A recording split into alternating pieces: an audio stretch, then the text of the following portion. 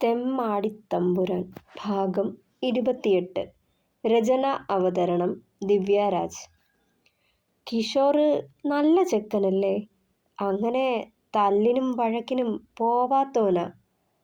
അവനെ എന്തിനാ ഉണ്ണി തല്ലിയേ? അമ്പിളിയെ സമാധാനിപ്പിച്ച് അകത്തേക്ക് പറഞ്ഞു വിട്ട ശേഷം സുഭദ്ര രാമനെ നോക്കി. ഇതിപ്പോ അറിഞ്ഞിടത്തോളം ഇവിടത്തെ കുട്ടിയുടെ ഭാഗത്താ തെറ്റ്.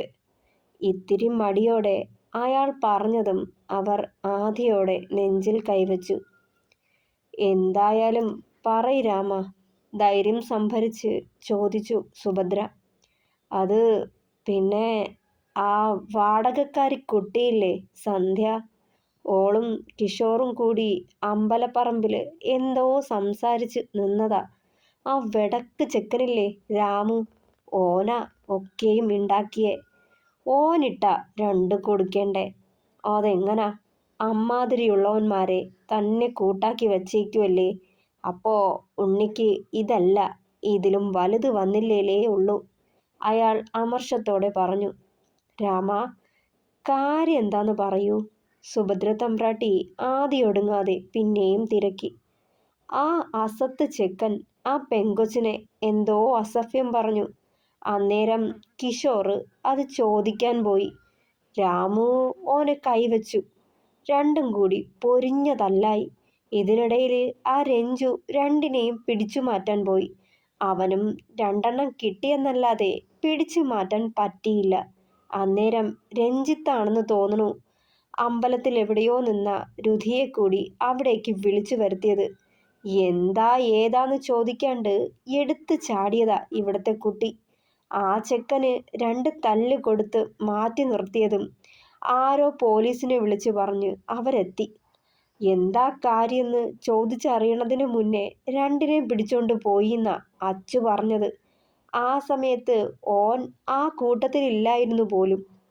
അയാൾ അത് പറഞ്ഞു നിർത്തുമ്പോൾ ദീർഘമായൊന്ന് നിശ്വസിച്ചവർ. കൂടല്ലേന്ന് പറഞ്ഞാല് ചെവിയിലേറില്ലാലോ. ഇവിടെ കിടക്കട്ടെ, ഇന്നൊരു രാത്രി ലോക്കപ്പിൽ കിടക്കണതിൻ്റെ സുഖമറിയട്ടെ ഓൻ. ആ കുട്ടീൻ്റെ കാര്യോർത്താ നിക്ക് ദണ്ണം. ഒത്തിരി വേദനിക്കുന്നുണ്ടത്. വിവാഹം കഴിച്ച് ഈടേക്ക് കൊണ്ടുവന്നിട്ട് ഓൻ അതിന് സമാധാനം കൊടുത്തിട്ടില്ലാലോ. ഭഗവാനേ. നനഞ്ഞ കണ്ണുകൾ സാരിത്തുമ്പാൽ ഒപ്പിക്കൊണ്ട് മുകളിലേക്ക് കയറിപ്പോയവർ. രാമൻ ദുഃഖത്തോടെ ആ തിണ്ണയിൽ കയറി ഇരിപ്പും പിടിച്ചു. കമ്പിയഴിയിൽ ലാത്തി കൊണ്ടുള്ള തട്ടല് കേട്ടപ്പോഴാണ് രുധിൻ കണ്ണുകൾ ചിമ്മി തുറന്നത്. ഇരുട്ടറയ്ക്കുള്ളിൽ നേരം വെളുത്തതോ എന്നുകൂടി അറിയാൻ വയ്യാത്ത അവസ്ഥ. ഇരുന്നുറങ്ങിയിട്ടാവും കഴുത്തിനും നടുവിനും നല്ല വേദന. തൊട്ടടുത്ത് അതേ ഇരിപ്പിൽ കിടന്നുറങ്ങുന്ന രഞ്ജുവിനെയും രാമുവിനെയും നോക്കി. എടാ രഞ്ജി, എണീക്കടാ. ടാ രാമു, രണ്ടിനെയും തട്ടി വിളിച്ചു. ഏത് മോനാടാ തട്ടുന്നേ? ഉറക്കം മുറിഞ്ഞ ദേഷ്യത്തിലും അരബോധത്തിൽ രാമു പച്ചത്തെറി വിളിച്ചു. ആഞ്ഞൊരു ചവിട്ട് കൊടുക്കാൻ കാലുയർത്തിയതാണ് രുധി. പോലീസ് സ്റ്റേഷനിലാണല്ലോ എന്ന ഓർമ്മയിൽ കലിയടക്കിയവൻ മെല്ലെ എഴുന്നേറ്റ് വാതിൽക്കൽ ചെന്ന് നിന്ന് പുറത്തേക്ക് നോക്കിക്കൊണ്ട് ഒന്ന് മൂരി നിവർത്തി. തലേന്നിട്ടിരുന്ന ഷർട്ടും മുണ്ടും തന്നെയാണ് വേഷം. കണ്ണടച്ച് മൂരിയൊന്ന് നിവർത്തുമ്പോൾ മനസ്സിലേക്ക് ആദ്യം ഇടിച്ചു കയറി വന്നത് അമ്പിളിയുടെ മുഖമാണ്. ചുവന്ന പട്ടുചേല ചുറ്റി തന്നെ കാത്തിരുന്നിട്ടുണ്ടാവില്ലേ തൻ്റെ പെണ്ണ്. എന്നിട്ട് അവളെ വേദനിപ്പിക്കേണ്ടി വന്നില്ലേ. ഇന്നലെ മുഴുവൻ കരഞ്ഞിട്ടുണ്ടാവും. ഉറങ്ങാൻ വഴിയില്ല. ഇനിയിപ്പോ പിണക്കാവും. മനസ്സിൽ ഓർത്തതേ വല്ലാത്ത ഭാരം തോന്നി. സാറേ, നേരം പുലർന്നോ? സെല്ലിനടുത്തായി വന്നു നിന്ന് കോൺസ്റ്റബിളിനോട് തിരക്കിയവൻ. ഒന്നിരുത്തി മൂളിക്കൊണ്ട് അയാൾ പോയി. ഈ നേരം കൊണ്ട് മറ്റുള്ളവര് രണ്ടും ഉണർന്നിരുന്നു. എടാ ഇറങ്ങിക്കോ, നിന്നെയൊക്കെ കൊണ്ടുചെല്ലാൻ സാറ് പറഞ്ഞു. ഒരു കോൺസ്റ്റബിൾ വന്ന് സെല്ല് തുറന്നിട്ട് മൂന്നിനെയും പുറത്തിറക്കി മുന്നോട്ട് നടന്നു. പിന്നാലെ രുധിനും രഞ്ജുവും രാമുവും. തമ്പുരാട്ടി വക്കീലുമായി വരേണ്ട കാര്യമൊന്നുമില്ലായിരുന്നു. കേസാക്കിയിട്ടില്ല. അതിനു മാത്രം പരാതിയൊന്നുമില്ലേ? കിഷോറിൻ്റെ ഭാഗത്തും രുധിൻ്റെ ഭാഗത്തും തെറ്റുണ്ട്. എസ് ഐ ഗിരിധരൻ അത് പറയുമ്പോൾ വാതിൽ തുറന്ന് 3 പേരെയും അവിടേക്ക് കൊണ്ടുവന്നിരുന്നു PC പ്രഭാകരൻ. പ്രഭാകരേട്ടാ, ആ കിഷോറിനെ കൂടെ കൊണ്ടുവരൂട്ടോ. പറഞ്ഞതും അയാൾ പുറത്തേക്ക് മാറി നിന്നു.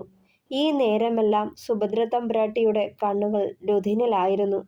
മുഖം കുനിച്ച് കുറ്റവാളി ശ്രീറാമും രഞ്ജിത്തും ഫൈൻ അടച്ചിട്ട് പോയാൽ മതി. ഇന്നലെ നല്ലോണം കുടിച്ചിരുന്നു രണ്ടാളും. രണ്ടിലെയും ഇരുത്തി നോക്കിക്കൊണ്ട് അയാൾ പറഞ്ഞു. ഈ സമയം പ്രഭാകർ കിഷോറിനെയും അവിടേക്ക് കൊണ്ടുവന്നു. 2 പേരോടുമായി പറയുക, ഇനി ഇതാവർത്തിക്കരുത്. 2 പേരുടെ ഭാഗത്തും തെറ്റുണ്ടെന്ന് സമ്മതിച്ചതുകൊണ്ടും പരസ്പരം പറഞ്ഞ് ഒത്തുതീർപ്പായതുകൊണ്ടും വിട്ടയക്കുന്നു. ഇനിയും ഇതാവർത്തിച്ചാൽ കേസാക്കും ഞാൻ. അയാൾ കുറച്ചു കടുപ്പിച്ചു.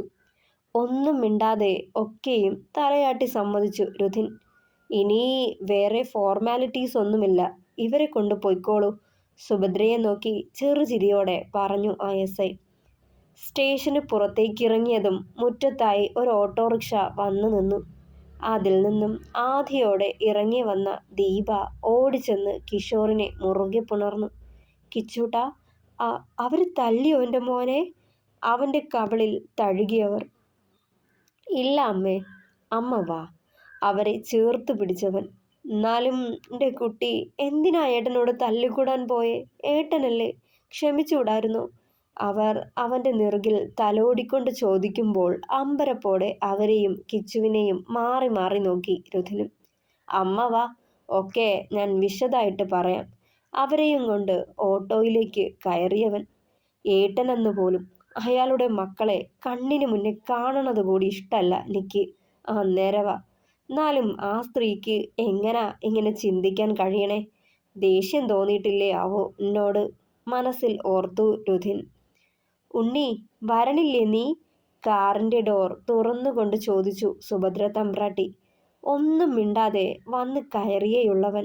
രാമു കൂടി കയറാൻ തുടങ്ങിയതും, വേണ്ട, രണ്ടാളും ഓട്ടോ പിടിച്ച് പോവാൻ നോക്ക്. പോണ വഴിക്ക് ഉണ്ണിയോട് എനിക്ക് ചിലതൊക്കെ സംസാരിക്കാനുണ്ട്. ഇത്തിരി കനത്തിൽ സുഭദ്ര തമ്പ്രാട്ടി രാമുവിനെ നോക്കുമ്പോൾ ഇളിഫ്യനായി തിരിഞ്ഞു നടന്നവൻ. പിന്നാലെ രഞ്ജുവും. കാറിൽ കയറിയിട്ട് സംസാരിക്കാനുണ്ടെന്ന് പറഞ്ഞത് ഓരെ ഒഴിവാക്കാനായിരുന്നുല്ലേ വല്യമ്മേ? ഏറെ ദൂരം പിന്നിട്ടിട്ടും അവനോട് ഒരക്ഷരം സംസാരിക്കുന്നില്ലാന്ന് കണ്ട് സുഭദ്രയോടായവൻ ചോദിച്ചു. ഒന്ന് മൂളി വിട്ടു ഗൗരവത്തോടവർ. വല്യമ്മേ, ദേഷ്യാണോ? ഞാൻ മനഃപൂർവ്വമല്ല, ചെന്ന് പെട്ടുപോയതാ. പറഞ്ഞു തുടങ്ങിയതും, നിക്ക് ഒന്നും കേൾക്കണ്ട ഉണ്ണി. ഒത്തിരിയായി ഇതുപോലെ നിന്റെ ന്യായങ്ങൾ കേൾക്കാൻ തുടങ്ങിയിട്ട്. ഇനിയും പറഞ്ഞുകൊണ്ടിരിക്കും. എന്ത് പ്രശ്നമുണ്ടാക്കിയാലും നിനക്ക് പറയാൻ ഏറെ ന്യായങ്ങളാ. ഇനി ഞാനായിട്ട് നിന്നെ തിരുത്താൻ മുതിരില്ല. എന്താച്ചാ ആയിക്കോ.